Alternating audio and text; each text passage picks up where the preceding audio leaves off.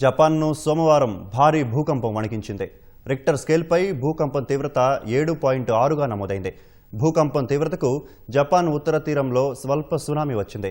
Pacific తీర ప్రాంతాల్లో 50 సెంటీమీటర్ల ఎత్తు వరకు అలలు ఎగిసిపడ్డాయి.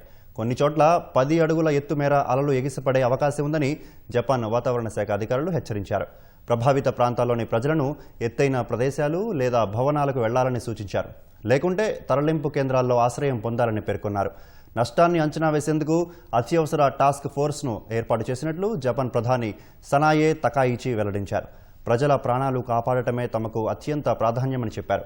భూకంప ప్రభావిత ప్రాంతంలోని అణు విద్యుత్ కేంద్రాల్లో అధికారులు తనిఖీలు చేయగా ఎలాంటి సమస్యను గుర్తించలేదని తెలుస్తోంది. భూకంపం కారణంగా అవోమొరి పట్టణంలోని ఒక హోటల్లో కొందరు గాయపడ్డారు.